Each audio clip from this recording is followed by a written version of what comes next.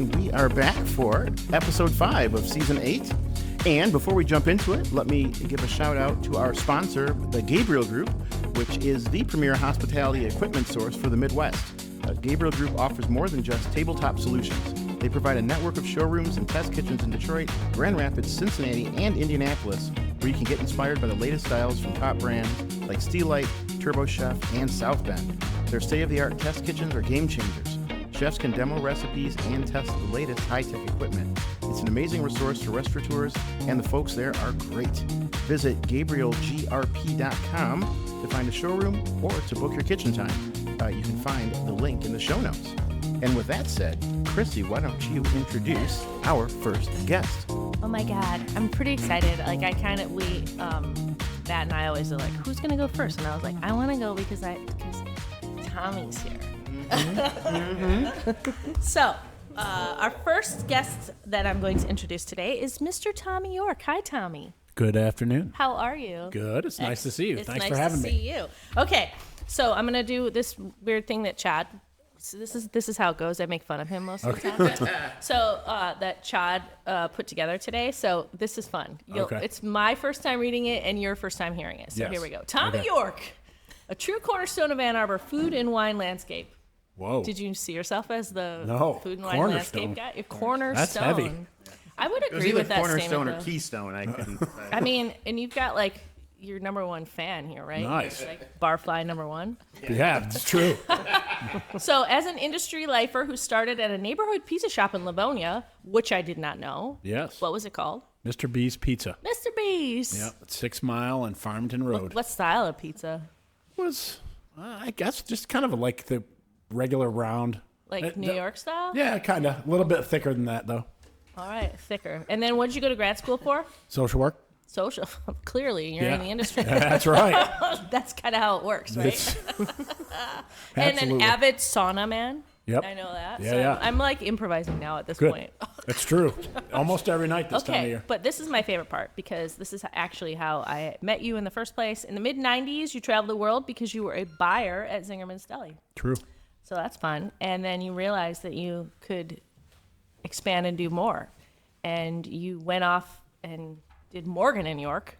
I went off and bought a party store. Yeah, that's right. It was it's still like, what an iconic shop that was back in the day. For sure. Like, I miss that a little bit, to be quite honest with you. I do too. I miss retailing. Yeah. There's so much fun turning people on to good food and wine, and it's just. And you guys had the corner market on all the Lynch wines, and it was just so. We sure did.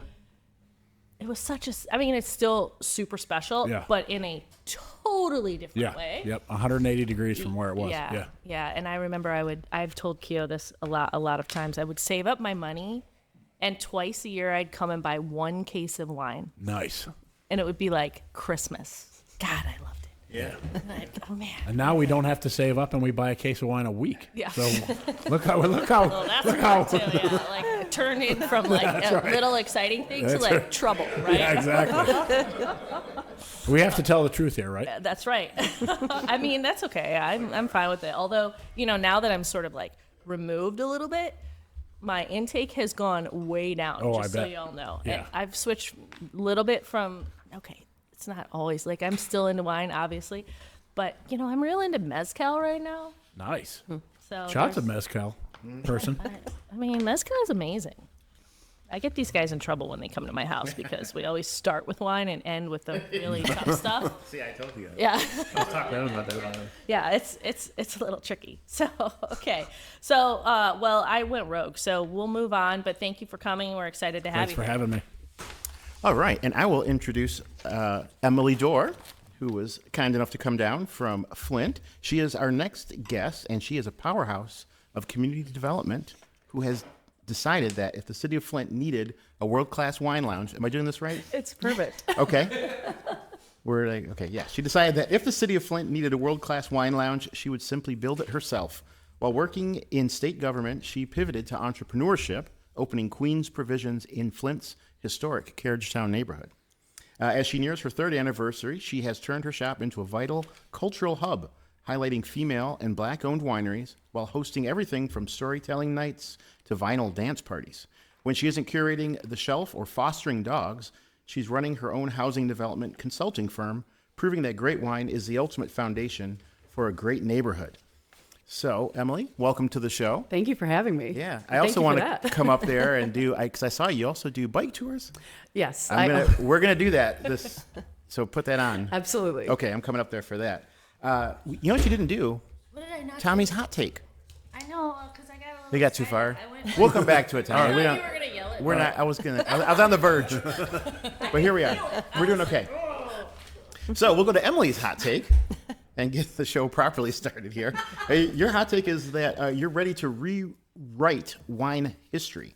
50 years after the original judgment of Paris put the West Coast on the map, she's calling for a 2026 redo, and she's betting that South African wines are ready to take down the California giants. Yes, I am. That's a hot take for sure. So what does South Africa have going on that you think is going to take down those Cali heavyweights? They can get weird, but they also have a lot of opportunity for a lot of female and black-owned wineries that are able to come into the industry, and I love it. The story in part is what's going to absolutely really give them the edge. Cool. Well, we believe in that. Yeah. You know that. Yeah, exactly. Over at Eagle Eye, we got a lot of South African wines, so Yeah. we're on board for that. Great. Yeah. Well, thank you very much. Okay, Tommy, I'm going back to you for the hot take so I don't get in trouble. I am the rebel for sure on this panel. Yeah, you and I are going to make the show really interesting. Maybe not good, but certainly interesting. Yeah. I also wanted to give props to you, Emily, because it's International Women's Day, so high five, ladies. Yeah. Seriously, that's right. Freaking four of us in this room, which is not enough, just for the record. Okay. More than it would have been, Tommy, though, in the past. So before we get to Lori, Tommy, your hot take is you're losing patience with the American palate. True. Fucking bastards. Anyway, while people obsessed over craft beer and small batch spirits, which is funny because I just talked about mezcal, he's wondering what's taking us so long to realize that almost none of us have the magic found in a single bottle of wine. That's true. They go on and on about the beer and the spirits and the cocktails, and wine is pure magic every single time. Okay, every single time? If it's made by a human. As opposed to a robot. Okay, that is a bold statement, sir. And I am now take challenge. Take the recipe for beer or spirits, and then take the recipe for wine, and tell me that the fact that you can get a grape to turn into this that's pure magic. Yeah.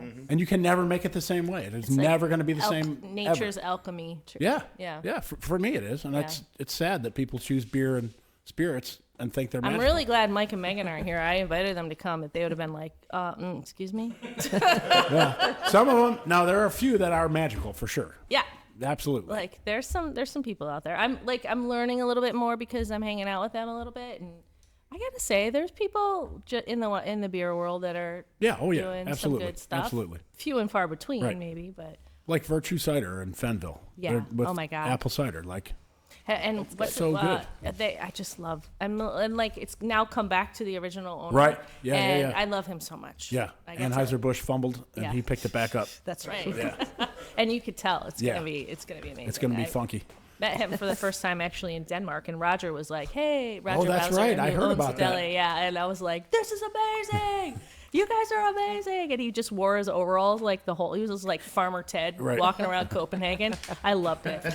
Anyway, okay, Lori. Lori Herron, welcome. Thank you. Thanks for having me. Our final guest today is a pioneer of the next generation Michigan wine scene. Ooh, all the way from Dexter, Michigan, where she's the founder and owner of the Social Vines Vineyard and Winery in Dexter. And where's that located exactly? It's on Dexter Ann Arbor Road. Excellent. So we're 10 minutes from downtown Ann Arbor and 5 minutes from downtown Dexter. Woo woo!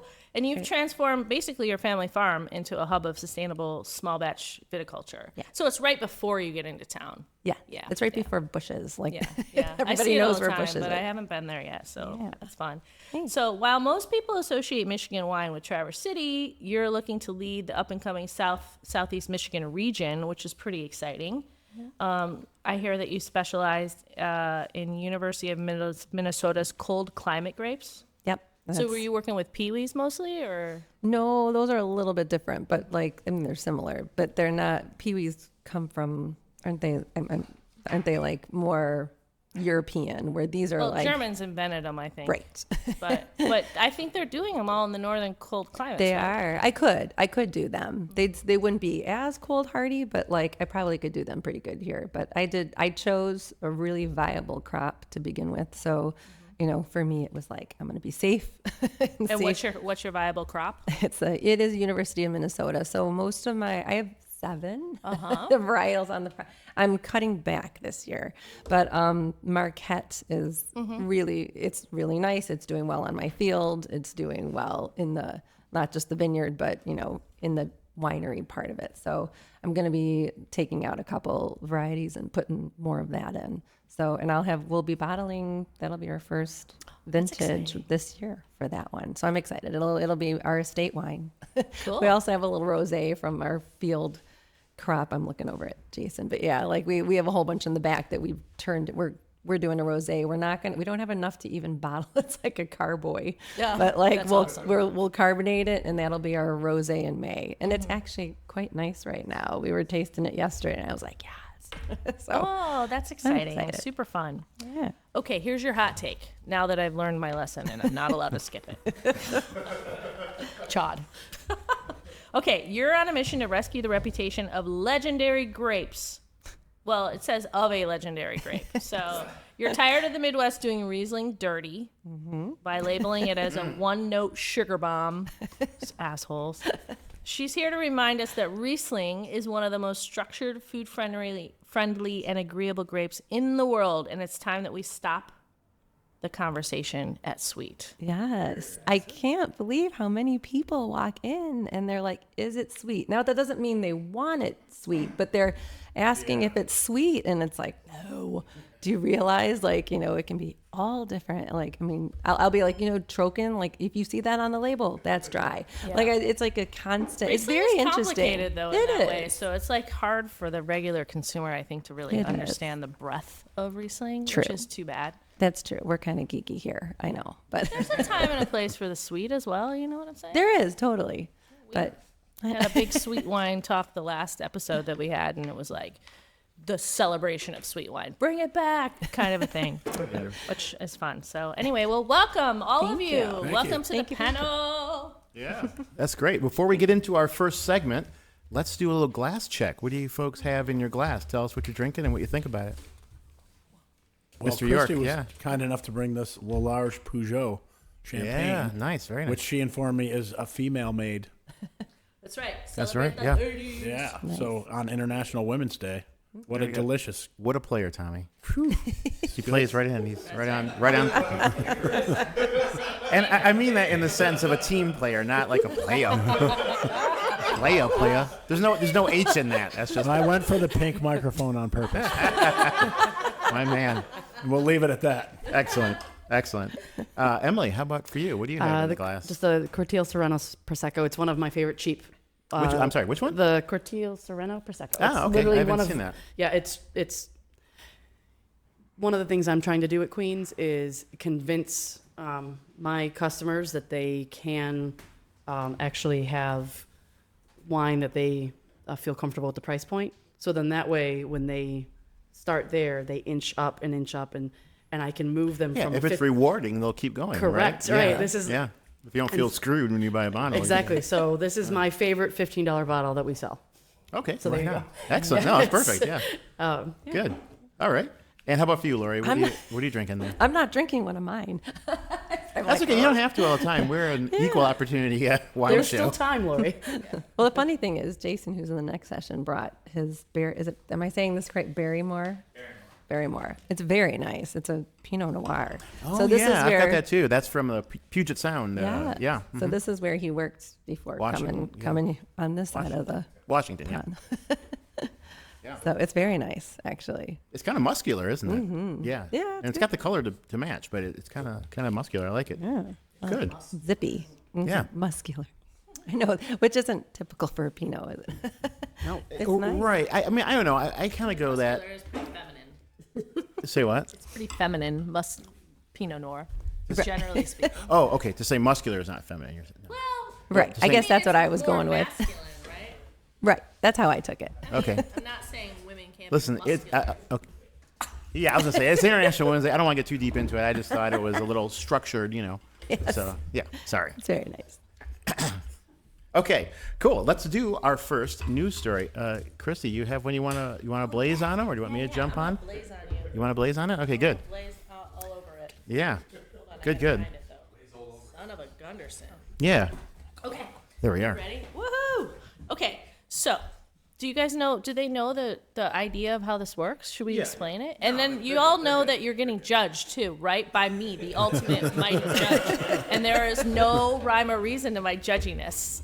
Nice. So I just give points at random, and it'll be real fun. I forgot to do the glass check one, but I remember. So here we go. Ancient wine cellar found under Istanbul, Turkey. Construction workers building a new metro line in Istanbul discovered a hidden underground wine cellar believed to be 1,500 years old. Archaeologists found hundreds of clay jars, amphora, that may still contain ancient wine from the Byzantine area. Experts say that the cellar likely belonged to merchants who stored and traded wine in the region. Researchers are also testing the jars to learn more about the early winemaking techniques in Turkey. And if confirmed, the discovery could reveal new details about the country's long history of wine. Here is the not hot take, what's it called? The hook. This is a new format, so I have to I'm a little slow to the take, Here we go. So here's the hook on this one. If a 1,500-year-old wine cellar can survive under Istanbul without touching it, that might be the strongest argument, maybe potentially, that the modern day humans actually drink maybe too much. Not too little. All right, because that's the argument right now, right? Everybody's stopping to drink. But think about it. Ancient merchants stored hundreds of jars of wine underground, and somehow no one finished them for over a millennium. So today, you get a few bottles at a dinner party, and they're gone in 3 seconds, right? So maybe the real historical mystery isn't in the cellar, it's the Byzantines could manage and perform self-control. What do we think about this? Is it a true and false? I don't know, but the issue of self-control, I think, is perennial. So I think that's fine. I mean, do you think if we want to rephrase it in a different Rephrase my hook. Yeah, a different way. Do you think Mansplain them. is part is it a lack of self-control? Am I mansplaining? Oh my God, is that true? You better not be on International Women's Day. I know. Bad move. Oh my gosh. Mostly I'm just making fun of you because that's what we do. Okay, thank you. So I was going to say that perhaps the issue of self-control in modern times, is this an issue as far as, are people afraid of wine? That's what I want to get at. Are people afraid of wine because maybe they don't know when to stop? Or do they don't store anymore because they don't know how to care for it for a long period. Cellar, yeah, for a long period of time. I unfortunately have, I have a cellar, but it was mostly just because I had a plethora, not because I was planning. You know what I mean? Yeah. So what do we think? What do we think, panel, about this story? I think somebody got taken over and it just ended up there sitting idly. I don't think they probably died. That was the first thought that came to my mind personally. Probably the Mongols came and killed them, and yeah. I know. Sorry. They're like, we can't stay and get drunk. We have more people to conquer and kill. Yeah. Also, back in the day, maybe it was really old. Maybe it just needed to chill for a while. You know what I mean? Yeah. It's Leave it alone. Not something you really want to drink right off the bat. I don't know. So I think my experience is that people are not struggling with their self-control. People are enjoying themselves. I think that it's a shitstorm in the world right now, and so good for people to drink to get through that. We do need it. That's true. Right? That's true. So I'm not going to criticize if someone says, I'm going to get another bottle. Good for you. And then perhaps also it's a little bit more accessible. Maybe this was a situation where this fiefdom had this wine cellar that this fiefdom and people didn't want to come and drink it because they thought they'd get their hands chopped off or something. So, Right, yeah, so yeah, we have yeah. a little bit, our Yeah. ability to acquire the wine is easier today. Yeah. There we go. Well, let me ask you this, because each of you, of course, you're front facing. You each serve the public, right? Sure. Do you see that there's do you have any concerns, like in general? How do you see people interacting with wine? Are you nervous about, people over consuming? Do you think people are concerned about over consuming and then like heading out into the world? Is any of that? Or do you see it just being everybody's in control, knows what they're doing, they're not terrified of, draconian enforcement or anything like that?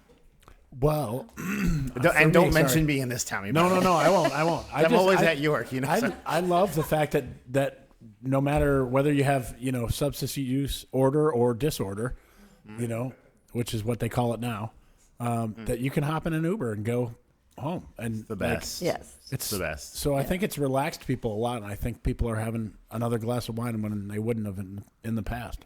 Oh, yeah, right on. I like that a lot. That's cool. Well, thank you. Good. And I'll just say, too, for Christmas, I got my son one of those electric scooter things. It's not for him, though, really. It's for me. Yeah, because I'm under a mile from York. So I'm You're like, gonna break yourself. I don't know. If I go fast enough. 100%. I'm predicting it now. If I go fast enough when I wreck, I go flying in through the bedroom window and just land right in bed. That's my strategy. I also have a lot of customers who, Go ahead, yeah. If they think they want another drink but they need to drive, they'll Yeah. just switch to one of my NA wines. Oh, And you they'll have just- a good selection of NAs, Yes. huh? Wow, and so it's a they player. will switch, and we sell a lot by the glass. And that lets them hang out longer. and they'll hang out kinda longer. Cool. and- Even out. Yeah, and- that's and kind of cool. So that is a thing I guess I give people credit for, that they make that decision on their own, and we Yeah. say, yes, here it is. I And do it's wanna delicious. know a little bit more about this NA because I feel like it came out of nowhere really Yeah. quickly. Like super. I have zero interest in drinking NA wine. I also have no Yeah, interest. I don't like it. I will just drink some fucking bubbly water. You know what I mean? No, it Like, tastes horrible. I mean, like I've yet to really find a good one, and there was I've this thing I've I s- looked. Yeah, I saw on Instagram the other day. There was this wine shop in Royal Oak that they're like had a whole celebration around NA wine, and I was like, is this a thing right now? Is this like they Well, had like an for what event? they're charging for some of that stuff, I know. mean, you're not taking a loss on revenue dollars with that stuff. I mean, I'm not pointing at you, Emily. I'm sorry, but I'm just saying. She's like, but no, they're expensive. I mean, honestly, I think it's the technology. We talked about this, Matt, with last episode, that there's a lot of tech that goes into de-alcoholizing or preserving the aromatic compounds. So they're kind of expensive. They're not the cheap out. Yeah, And also, is it like super chemically on some level? Like, how do they? I actually don't know the process, so it just seems like I don't know. Drink something else. Drink some juice. it's very flat. You know? You lose so much in the wine. Like have when a good cider.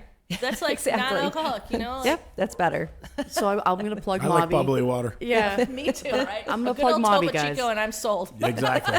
Mobby has their sex, right? And it's Yeah, but right? it's- But that's not NA. They got have safe sex. safe sex. No and way. their safe Do they? sex I didn't is even know that. Yes, and it's the de-alcohol. Oh my God, do you sell yes. that? Yeah. That's very clever. You guys, the safe sex That sells is really very- well. That is very clever. And Yes. it's a rosé. Sparkling, Yeah. rosé, and it's just- structured. It is de-alcoholized, so it has that a little bit of that chemical. Okay. But It's very- also sparkling. So It like is, I think yes. sparkling may that I could get down. I think with like a sparkling NA, it like because Because it's kind of like bubbly water. right. yes, it is. But it's safe sex. Everyone thinks it's funny when they order it. So Exactly. right. For sure. For Yeah, sure. that's it. Good. Okay. Well, let's jump into our next news story. By the way, that Go ahead. story was entirely fake. That didn't really happen in Istanbul. Oh, about the I still, hidden like, vast yeah, like making collection stories of. up. Yeah. Okay. Good. Yeah, they didn't have. I think they were clocking that. They were like, "This is ridiculous. What are we even talking about here?" All right. So let's try a new one here. This story is called "The Death of the Passive Pour."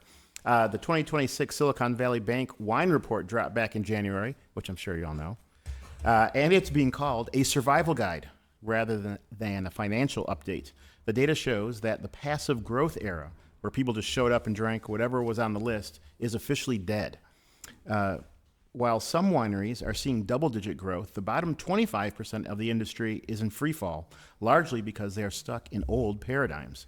The report suggests that for a turnaround to happen, restaurants and retailers must stop acting like gatekeepers and start acting like entertainers, shifting from transactional sales to hospitality-led experiences. This includes ditching massive, confusing wine lists for smaller, more vibe-focused programs, and using AI to predict what customers actually want to drink before they even sit down. So I wanted to ask you folks this. Unanimously thumbs Yeah, down no, on the AI. nobody likes AI anymore. It's like, screw the AI. It's going to take over the world and we're all going to die from it. So, like, I know, embrace it, y'all. Let's go. Just drink more wine. Panelists, so let me ask you this. Can the wine industry actually be saved by better hospitality and snappier marketing? Or is the decline of wine consumption a permanent cultural shift that no amount of fancy service can fix? In other words, has the industry lost out to weed and liquor? Or is there a way is there a way back to the wine glass? Oh, you got to have all three, man. this is like the hot take on Tommy's hot take tip. Then Jammer. Tommy, give it to us, yeah. What's your thought? Well, I like weed a lot. Is there a way back? We can. It's good. Well, the And it doesn't hinder your wine enjoyment, No, does it? I mean the cutting edge for us is 500 years ago, 300 years ago. So, I mean, it's what. Oh, you mean in terms of wine, like Yeah. technology? I Like mean, this I is what guess it takes to make wine. We've been making wine the same way for Yeah, yeah. and It's tough. Americans have it tough because they have mortgages and the landlord, and like Matt said earlier, I mean, wine in Europe is cheaper than water, and yeah, you can drink pretty cheaply. it's Well, just crazy. Drink well and cheap. Yeah. So Like this bottle is probably twice as less. Twice as less?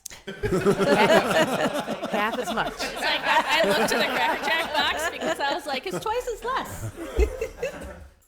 Well, welcome to my brain. It's not great up there. yeah, I guess I really think that if we could get people to get the glass price down, that's the biggest hurdle, I think. Okay, so it's not necessarily like needing snappier marketing, or would we say better hospitality? Well, it's just the pricing needs control. I think so. That'd be my first step. I think Well, there's I lots also of good think hospitality. sometimes hospitality is lacking in the sense that there's uneducated industry people, right? Sure. And so they can't tell the story behind the wine, which really is kind of sometimes the way to really bring the experience to the glass. Absolutely. And it's worth $20. You know Yeah. what I mean? Like Right. if you know that it's a female producer and like 5th generation or whatever, you're gonna consume differently than if you're just passively sold. Agreed. Yeah. The younger generation wants to hear the stories, I've noticed. And I'm Thank not God. young, and I'm starting this later in life, and like I remember I was just out under the pavilion, and like I talked to people, and like they're so excited to see me, and like I'm kind of like I am an extrovert, but I'm also kind of They like connect with you. They're there because they want Yeah. to know who you are, right? yeah, Yeah, I can and see so that for I'm, sure. I'm out there, and they do want. And so yeah, I just wanted to say like, because I've had a couple of people be like, you don't have to be out there, and I'm like, I know, but like, to be honest, it's the only time when we're open that I have time with people because I am farming, I'm spraying, I'm doing it all, and I'm, running a company now. And so like, it is nice to get out and talk to people, but they do want to know. That's got to make the difference. Yeah. I think when I go around is that when people know who is behind, like who is this? You're like, I'm going to this business. Who is this business, right? Who is the person, the people behind it? Those are the ones that did really well. And going back to the pandemic period, that was certainly true. We saw that. I mean, people are literally giving money to places they liked. Yeah. And that was really about people they liked. Right. Yeah. So yeah. I think it's almost, I would almost argue that it's essentially part of your job Yeah. to get out there Yeah. and talk to people. Yeah. Because otherwise, how do you connect? How do you know what they want? How do you know where to go? Yeah. All that jazz. No, Emily, don't ruin it and say, I'm never in the store. Oh, I'm there all the time. Are you kidding? Oh no, I'm there. Yeah. I might be talking about housing development, but I'm there. No. So what I was going to say is, I think what I have found is that, but the wine alone is not enough. I think people want the wine. They want well-priced wine. They want well-storied wine. Yep. They also want to know how to pair it. I think there's this piece of it that, as soon as I say, okay, you're drinking fill in the blank wine, great. Try it with this cheese, and that's not hard. And it's not complicated, and it's not snooty. No, it's not. It's none of it. It's just like, hey, try it with this wine, or try it with this cheese. And our price points, we try to say, like, you get a quarter pound of a certain cheese, and it's very reasonably priced, and you can have it, and their minds get like, oh, I can do this. I can enjoy wine. I can feel like I'm getting a little bit of education. I'm not feeling inadequate. I'm not feeling somehow that I don't belong here. And that transformation is going to continue to pull people into wine because they feel like they can have it with whatever dinner, lunch, brunch, charcuterie, whatever they're eating. And all of a sudden it feels like it's part of who they are and not like a thing that's out of reach. This is something I wanted to ask each of you. You bring it up perfectly. Yeah, is that idea of the wine lifestyle. So that's something, there's an aspirational component to it, I think, but I'm kind of elderly. So I have an old kind of approach to it. But that wine, like what you're talking about, is people, are they bringing something into their life, or are they just expanding, you know what I mean? It's a fine point of distinction perhaps, but yeah, maybe both is true. I mean, two things can be true at once, right? So listen, old man. Yeah. I know. I understand. Yeah. I mean, I think that you approach wine for different reasons, right? I mean, whether it's socially, whether it's about food, because I think food is super key to it. Yeah, I guess what I'm getting at is that Love wine. they do love, yes, they love the taste of wine, but are they also like glomming out, like are they coming out like they want to do like that thing, or is it like, wow, I'm enjoying something new in my own life, and they're not really looking at like what wine represents? I mean, you each have a different perspective on it from your businesses, but I wonder It's both. if you understand for the me. question. For me, it's definitely both. I get a Things fair at amount once. of. Sorry, I get a fair amount of people that want to come to see the space and to experience the space. But then most of them are wine drinkers. They're because that's pretty much what I got. Right. I don't have beer. I have cider. I do have a cider, but no, because we are kind of experience based. We want to be. We're not quite there with our township yet, but you can walk through the vineyard and you can drink and you can ask me questions and I get all ages. I get the kids, the families that bring the kids out. That's definitely different, I think, in the wine scene than in the beer scene. Like, you go to a brewery and it's just like teeming with children and my head wants to explode. Whereas in the wine scene, I feel like it's less so. Don't It hate is on the less. children. I'm hating on the children. It is less. I'm not hating on the children. Sorry, guys. I just want you to I just don't want to be around. What a jerk. But So I I mean, think- Tommy, I think you have a good point of view here, because you have like a little bit of all of it, and it's like the hottest place in Ann Arbor right now. So Yes. Yeah, the house that is. Oh, I feel so fortunate. We were circling the drain for years, I know you were. and I used to walk past Kyo, and I'll tell you this all the time. I would look at him and I'd say, "Kyo, how am I doing?" Because my skin was on fire. Yeah. It was horrifying. Well, we always talk about third space, and I think we should talk about third space when we're talking about this, because it's more than just drinking a glass of wine. It's a lot more than that, right? It's a safe place where you can go, whether it's because of acceptance and diversity, or I mean, it's important to create a space in which you can do all of it. I think. Yeah, Agree. and I think wine has been an elite thing for a long time, and it ought not be. Yeah. I fully agree with you. And unfortunately, sometimes it's just out of the price range for a lot of people. Yeah. Which is a bummer, because it should be brought to the masses a little bit more. And I think it's because it's such a special. But people get intimidated, Yeah. Kind of like coffee. Yeah. And I think one of the big mistakes I think we made was moving to a 2-income family. Yeah. And we told women to get out of the kitchen, and we really should have said everybody needs to get in the kitchen Yeah. and see what mom is doing. And so now there's not time.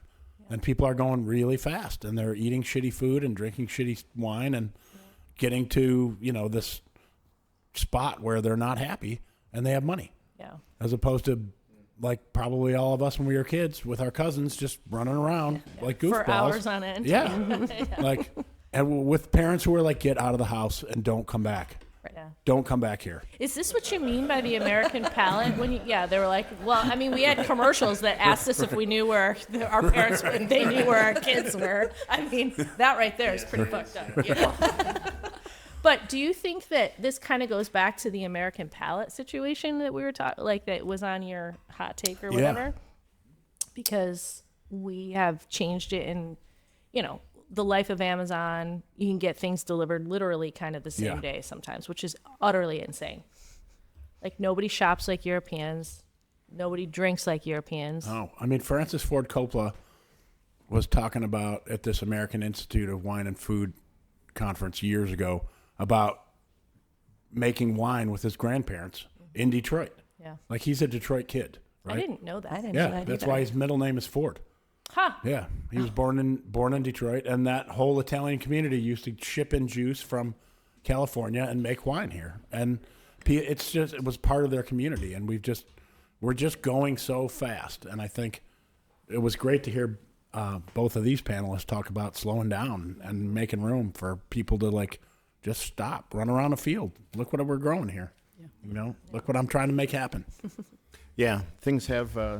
They're coming back around, though. I think there's greater recognition. That's part of what you were talking about, Lori. Yeah. That people are making those connections as they do in your shop, Emily. They go in there and they connect with bigger ideas. So, before though we step into our next segment, which is the Wine Cipher. Do you have a score update for these folks so they know how hard? Yeah. Because they're going to have to start, Chat 'em up a little bit stepping on the more. gas. Yeah. So our next segment is, great, yes. Okay. I'm glad that's here. That's some lunchtime stuff. I got a little lazy today. You've been eating all this shawarma stuff, and it's pizzas today. Sorry, guys. No, That's what it is. You're good with that? Don't tell us. We didn't even know that. I was like, I better eat salad because I guarantee it's going to be pizza today. Okay, so this is pretty close all the way around. We have Tommy in the lead, but Emily, you're in a real close, 100-point second. I gotta and tell you're you, in a 200-point third, so the dude better lose on International Women's No Day. shit. The dude better lose. slow it down. Exactly. Hey, Tommy, I'm here too, okay? Look, don't throw this shit, okay? Just stay with it. Stay with it.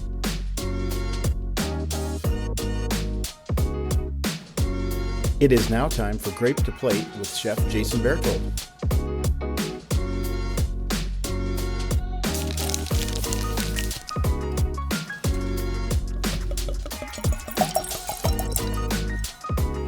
All right, Chef. The wine is poured, but before you let us know what you think about that one, let me say that you are going at this one. How do we say triple blind? Triple blind? Yeah, I think Triple so. blind. Yeah, you don't know. Yeah, you don't know the wine, which wine it is. You don't know what color it is because we're in a black glass, right? And what's the third part of it?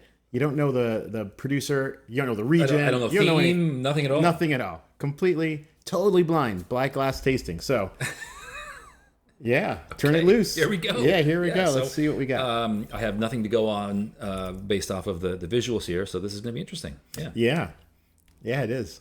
These we've been playing with doing it like this as well. It's just an extra challenge for you, really. Right. It doesn't really affect the outcome of the dish preparation. I don't think, but it'd be interesting to see. Yeah, it will be interesting when we reveal. It's also interesting. This is the first time that I've ever done this, and I've talked a lot about this with people because, in my line of work, I work with people who are often new to wine and maybe intimidated or have kind of preconceived notions about what they like and don't like. And I tell them sometimes, sometimes if you're tasting, imagine, a really richly textured, savory rosé, it might drink like a red wine. Right? Texturally, and you have no idea. So I have no idea what's in this glass, both visually and conceptually. So I'm going to dive in here. Yeah. Okay. And you also, too, while you're tasting that, let's say, I'm a big fan of, personally, of, the Georgian amber wines.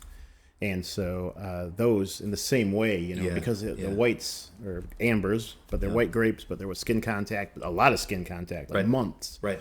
They're so stern, Yeah. They can be so chunky and dry that, I think if you were to, taste them, like in this case, triple blind in a black tasting glass, it might be surprising, they could easily feel like a red wine. Well, maybe we should do more of this. Yeah, let's see how it goes. So Okay, so this one on the nose is Huge aromatics, super floral. To me, it's screaming white wine in the Viognier kind of Moscato kind of camp of like, wow, okay, super aromatic. Okay, good. I have not tasted it yet, but like it's just jumping out of the glass here. All right. Yeah, I do know what it is. I've picked it, but I haven't. I've not had it before. Yeah. So on the nose, I'm like I said, I'm in that really specific genre of aromatic white wines. Okay. I've not tasted it yet, so we'll get a little further here in a moment. Yeah.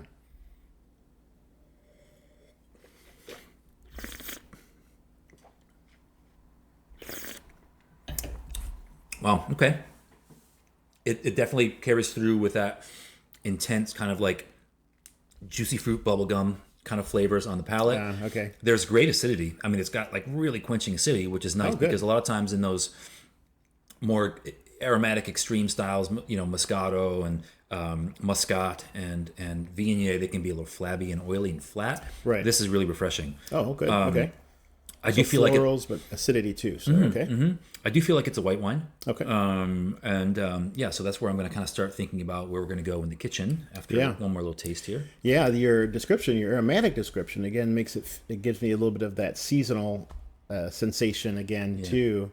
The kind of wine that may be good for like spring cuisine or summer white wines, that kind of a thing. But yeah, very much so. I mean, this is definitely in the moment that we're in right now of the kind of things that this conjures up. I mean, tons of flowers, blossoms on trees, grass, herbs, very much springtime. So I want to make risotto with this.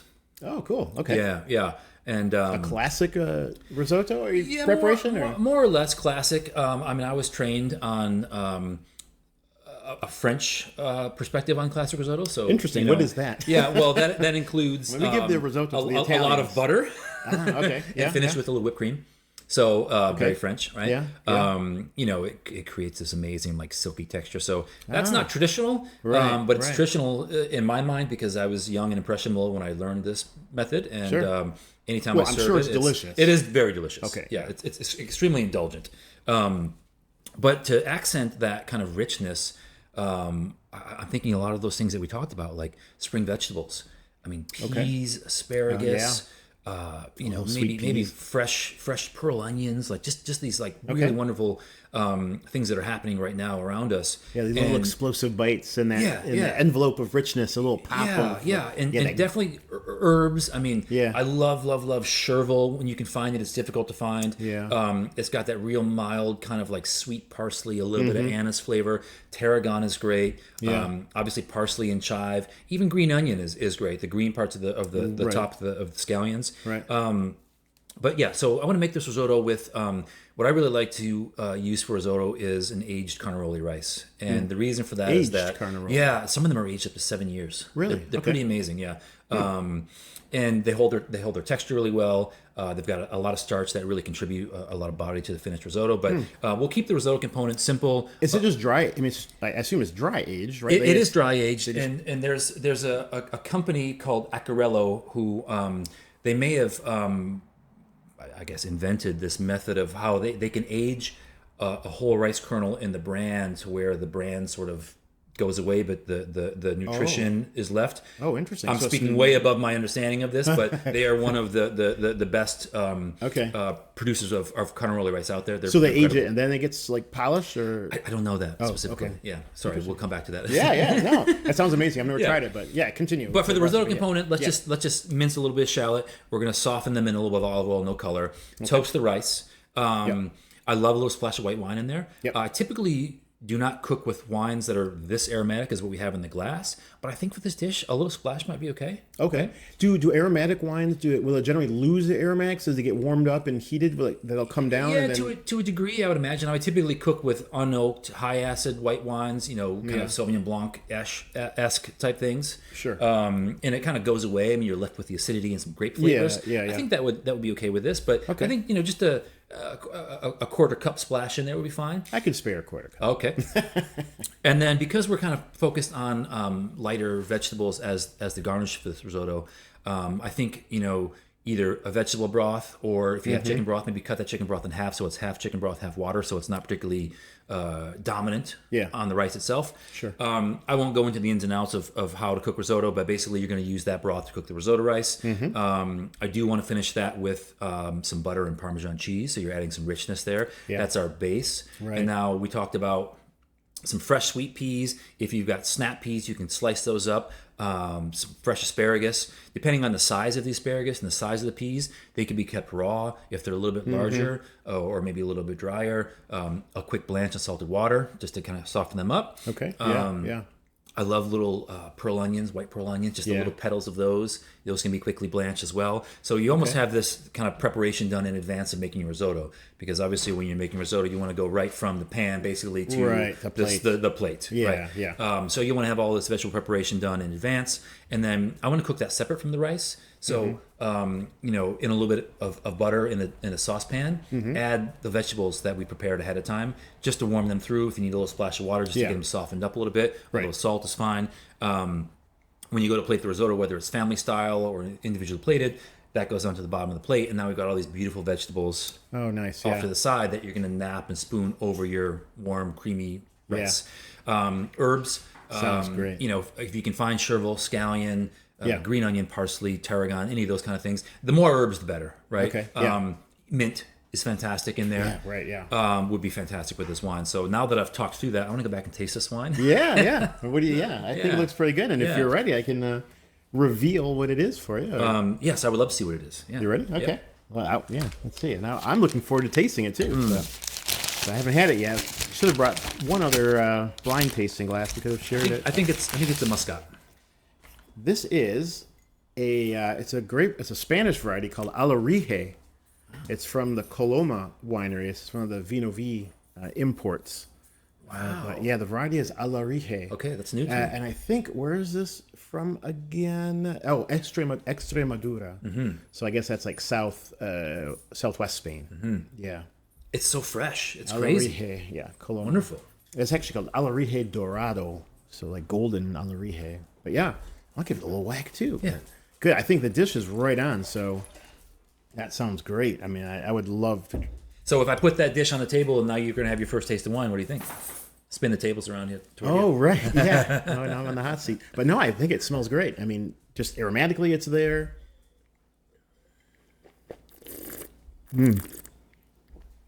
Oh, yeah. I think it would play really nicely. Yeah. Especially, I'm thinking I can't get the little, what do you call them, sweet peas Right. Out of my mind. Yeah. I think that'd be just terrific. Just green vegetable, like some natural sweetness there. Yeah. This wine's lovely. Yeah, this one would have been, too, I think, very difficult to call as a red wine, even blind. I'm not drinking it blind like you did, but yeah, I think you really nailed that part of it, too. Wow. So that is cool. Thank you for sharing the wine. Lovely. Yeah, something interesting, kind of new. Like I say, I've not had it before, so it's a chance for me to enjoy it. Before we go, though, Chef, what about our practical hack for today? Blanching vegetables is a topic that comes up. My wife enjoys cooking on occasion, and a lot of times she'll read through a recipe and we'll follow it verbatim, like people who are new to cooking do. And the blanching aspect always kind of confuses people. And I think that if you can just think about it as a way to kind of set yourself up to be a little closer to preparing your finished dish. So it's like a half step. So we talked about having these green vegetables, peas, asparagus, leeks, whatever you may have. And blanching does a couple of things. It can set the color when you blanch in salted water and shock it in ice water, and it looks pretty. That's what I was going to ask about too. But for a home cook, that's not necessarily a huge deal. Okay. It's more about your timing. So you come to the completion of your dish, whether it's a sauteed piece of fish or a risotto like we talked about, and you want to introduce your vegetables and you want to heat them up quickly. So you've already got them halfway cooked more or less, and you're just kind of heating them through as we did for this risotto dish. So blanching is something that is really helpful to the home cook, and it simply can be done just by having a pot of boiling water and putting your product in there, and depending on the size, it could be 30 seconds, it could be a minute, maybe a little longer. And then for most things, putting them into ice water to stop the cooking is important. But there are some things that you don't want to introduce water to, like potatoes, or maybe you've got really small vegetables that you don't want to introduce more water to. So blanching is a really helpful tip that home cooks should explore to make cooking a little bit easier. Yeah, that sounds great. I think we're on target with that. Thank you for the practical hack. And yeah, we hope everybody enjoys the, if you have a chance to try it out, the Check that Alarije. out. It is delicious. Yeah, the Coloma Alarije Dorado from Spain. All right, Chef. Well, thank you. That was a lot of fun. My pleasure. And nice job getting it through the black glass. Yeah, first time for everything. Extra kudos. Thanks. All right, we'll see you. All right, so let's step into the wine cipher here. So we're going to read you a tasting note and then give you a choice of wines to match it to, right? Match the note to the wine. Okay. This first one, let's step in with something. I'm going to give you one that's let's call it, what do you say, a lob? Alley-oop. Alley-oop. Alley-oop. Wow, Emily is here for the grammatical corrections. She also understands our brains a little. Yeah. She's kind of mapping it out now. Amazing. So in the glass, this is deep brooding garnet with just a hint of bricking at the rim.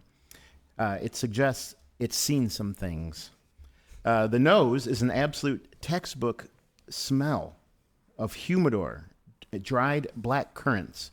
But there's also a distinct high-toned graphite note, like you're sharpening a pencil over a bowl of crushed violets. On the palate, the tannins, because you do that all the time, don't you, Tommy? Where do you sharpen your pencil? I was just wondering if you had snuck my diary out of my that's where you bedroom. I follow you on Instagram. I see you sharpening pencils over bowls of violets all the time. It's so good to do that. On the palate, the tannins are present but aristocratic. They've moved past their angry teenager phase and into a polished, velvety structure. It finishes with a lingering, savory, dried herb grip that demands a medium-rare ribeye. It's a masterclass in structure over flashy fruit. Your choices, panelists, are the 2021 Elizabeth Spencer Cabernet Sauvignon Special Cuvée from Napa, the 2016 Lynch-Bages Pauillac from Bordeaux, the 2018 Catena Zapata Adriana Vineyard Malbec from Mendoza, or the 1978 Ridge Zin Geyserville Zinfandel. So yeah, deep brooding with a hint of bricking, just a hint of bricking at the rim. Humidor, black currants, some graphite, some violets. Present tannins. Yeah. A savory dried herb grip. How about Carmenere? Come on, man. Oh, nice. I can see. Yeah. But you know what I would look for? I would look for Credit points in this round, I just want to say, for understanding our brains, and now for that one. Yeah, no, I know. She's playing. She's in the game. This is good. She's like, I'm going to take this on. So yeah, Elizabeth Spencer Cab from Napa, Chateau Lynch-Bages, Pauillac, Catena Zapata, Malbec, or Ridge Zin of great age.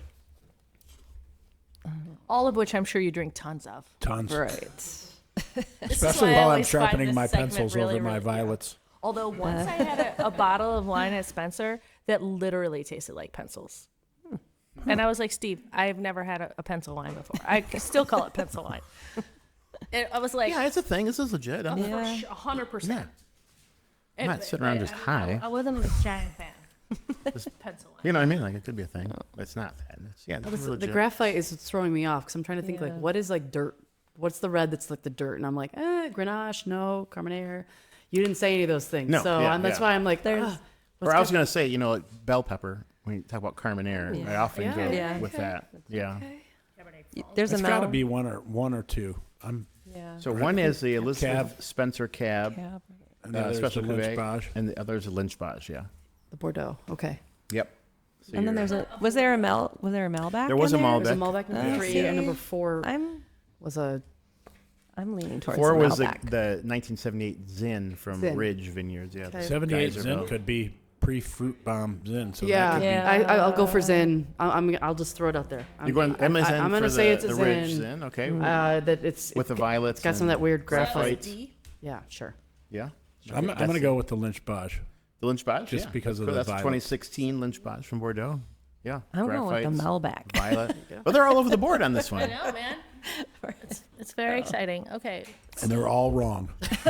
No, one of you is correct. And the correct answer is that it is the Lynch-Bages, Charlie. Yes. So, okay. Well yeah, done. nice job hitting that one. That's The good. flowers is where I got the Yeah. violets.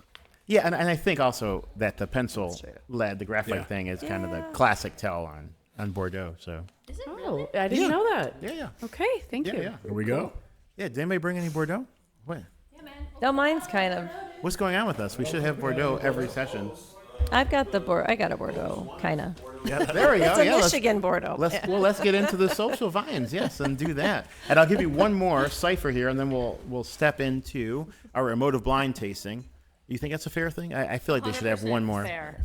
100% fair. I always make him do this because I can never pronounce the wines. He doesn't know that. I've got one this is one that's super treacherous. Let's do a treacherous one. Are you ready? Yep. The color is a vibrant, almost cartoonish electric crimson with a frothy, aggressive mousse that settles quickly into a sticky lace around the glass. The nose is a direct explosion of Welch's grape jelly, cherry Slurpee, and those strawberry chews like Starburst. Definitely 80s candy store vibes here. There's zero pretense of earth or mineral, just pure, unadulterated purple fruit. On the palate, it's a fizzy, syrupy hug. It's unapologetically sweet with a mouthfeel that reminds you of soda bread and berry jam. The acidity is a faint whisper in the background, primarily there to keep the bubbles from feeling like dessert topping. It finishes short, sweet, and undeniably cheerful, leaving a lingering taste of grape-flavored memories. And a mild... Can I interrupt you first? No, I'm on the roll. Hold on. And a mild sense of impending regret. I'm sorry. It's not a wine for the cellar. It's a wine for a paper cup, a picnic, or a pool. I mean, does that make you want to buy that wine? Are we doing sales pitches? Yeah, I'm just reading the notes. Yeah, exactly. Like, if you were So a consumer and you read that, are you going to be like, Well, sweet? Or are you going to be like, what? Yeah, I mean, a paper cup for a picnic. I'm like, yeah, that's good. Okay, anyway. Is that the Brida Bracchetto d'Acqui from Piedmont, Italy? Is that the Domaine de la Dentelle Puget Sound from France? Is it the Andre Cold Duck?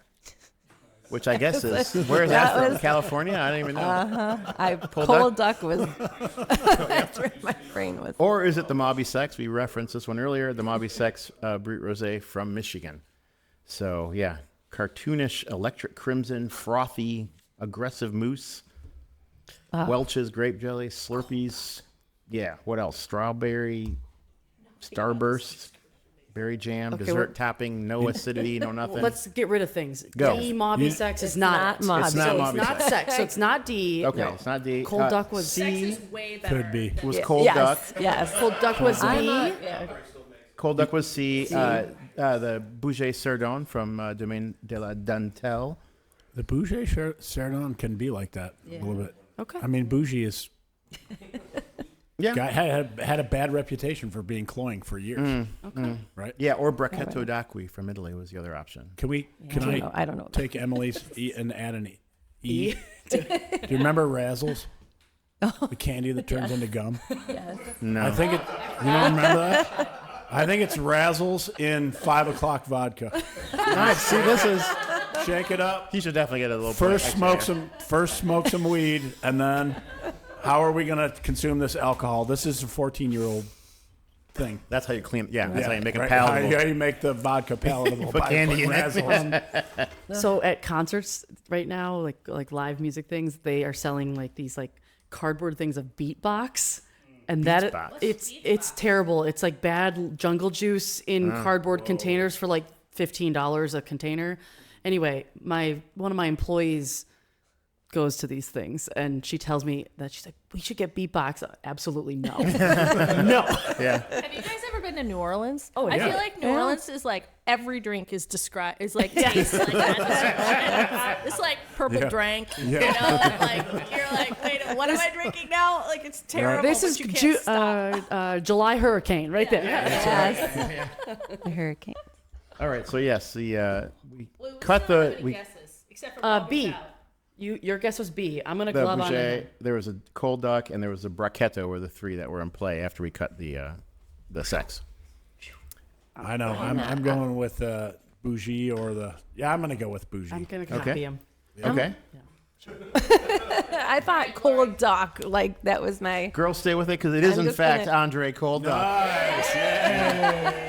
Okay. And that's where you drink it. You do drink it. Crazy amounts of points. I gave you like a bajillion points. Just because like any wine called Cold Duck and that description is like, well, duh.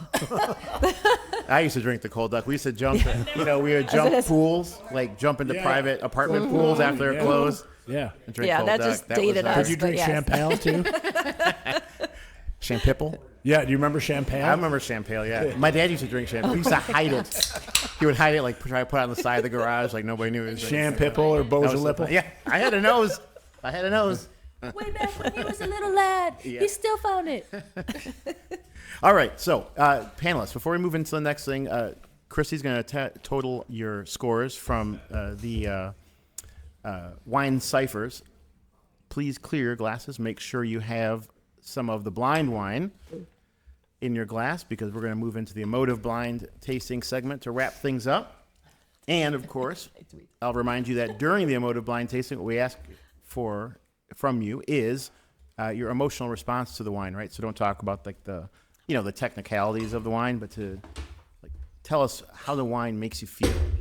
And we have some options. You can say, Keyword is emotive. yeah, emotive is the key word. Yeah, you can describe, Clear our. yeah, your emotional response, or you can talk about the wine maybe as a song. If it reminds you of a song, or what you would listen to while you're drinking it. What era? What? Yes. Era is good. Yeah, or you can also describe the wine as if it were a person. You'll get high points for that too. Like what kind of person is it? Is it a beatbox drinking, or whatever? That you understand. Pencil wine. So while they're pouring it, let me tell our listeners that they do have a very yellow white wine, and not yours though, Lori. What's going on there? I have a little bit of the opus. Yeah, just dump it in that thing. Yeah, because yours is that looks diseased. Oxidized That's wine. opus too. Somehow oxidize your wine like, immediately. Which could be good. It looks like we need to check her A1C. She's trying to freebase that over there. That's Yeah, you think. Yeah, but it's a beautifully yellow white wine. So that's what they're drinking.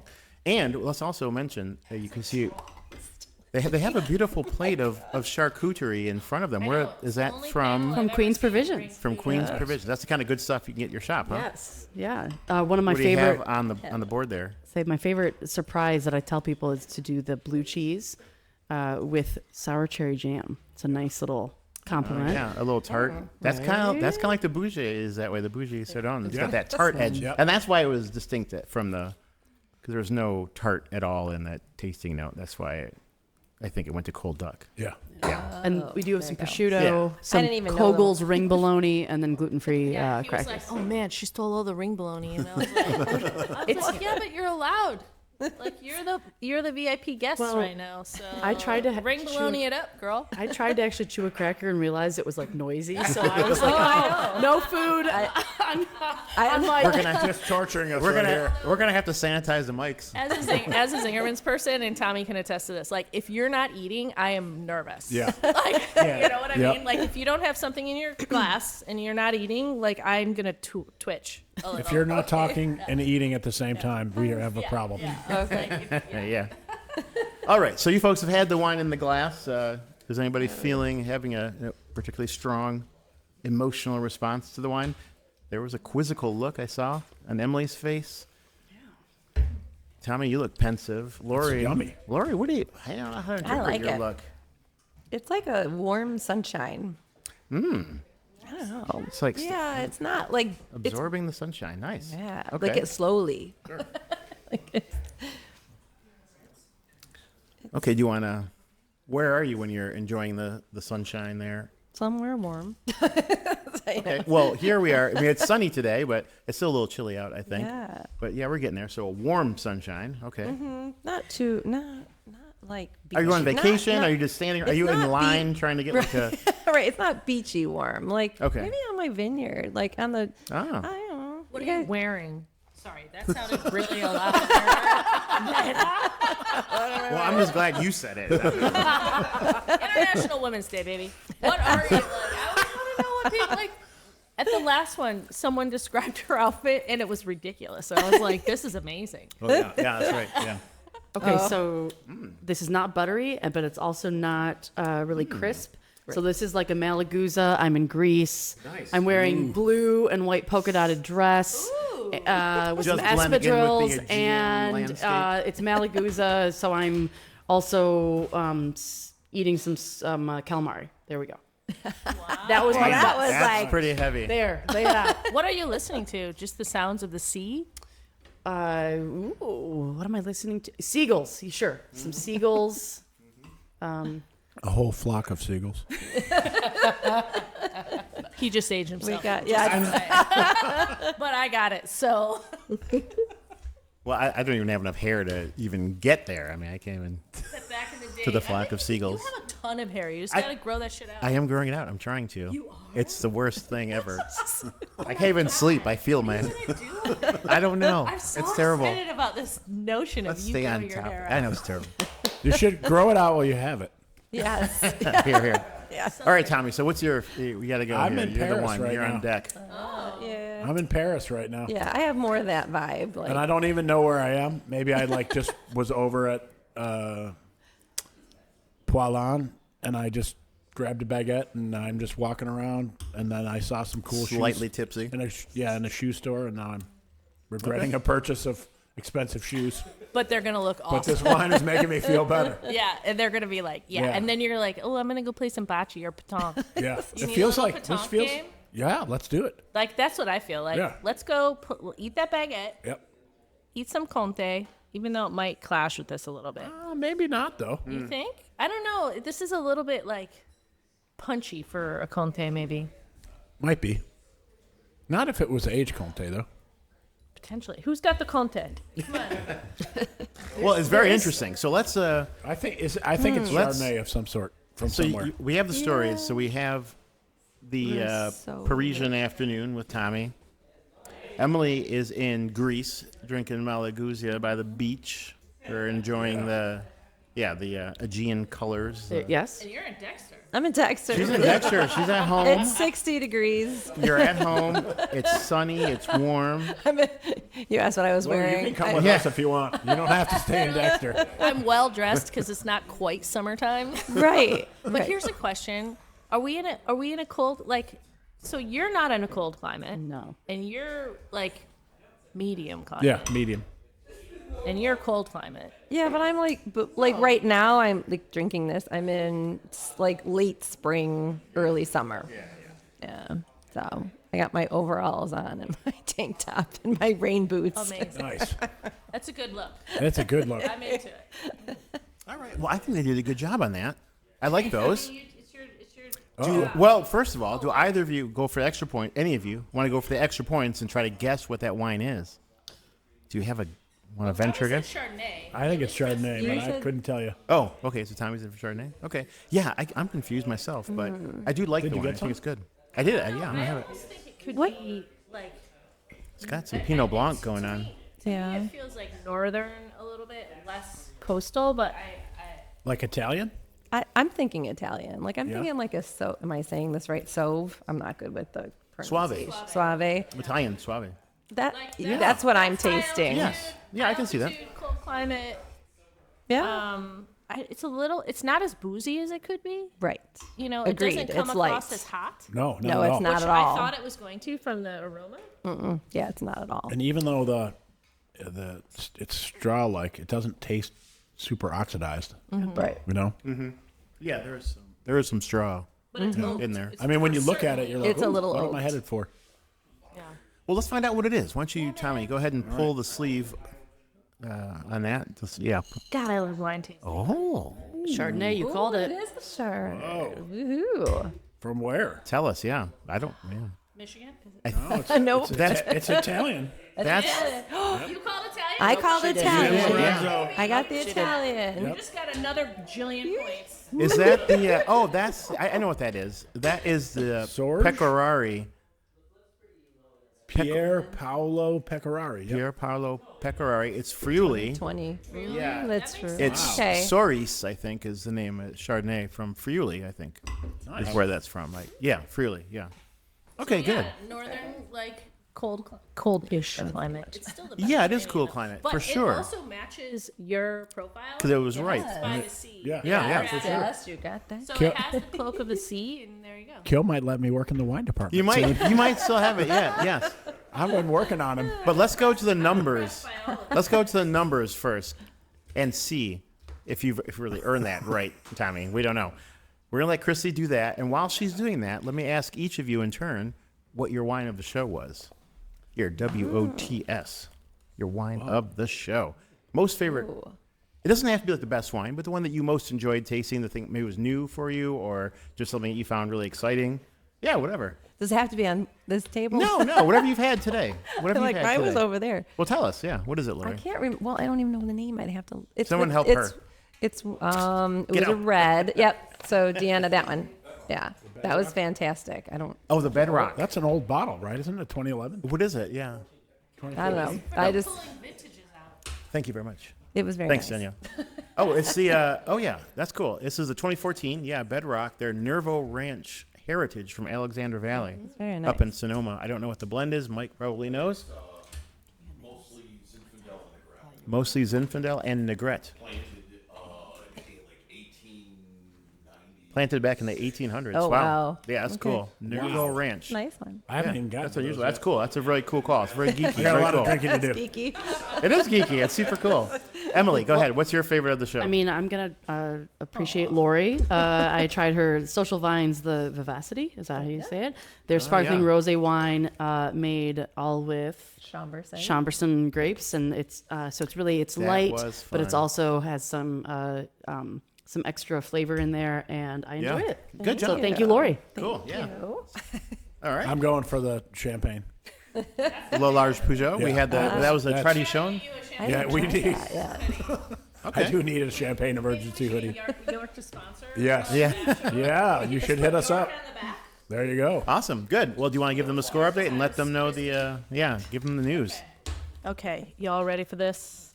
Okay, well, Lori, you just crushed it. You went from third to first. He did? Yes, because you guessed cold duck and you guessed Italian on this one, which I thought was Nice. amazing. Wow. So Thank you. just kind of killed it. There you go. Emily, you're in second place by a lead of 100 points over Tommy only. Tommy, we saw this. We saw this coming. This was in the stars. Sorry, dude. It was on the calendar.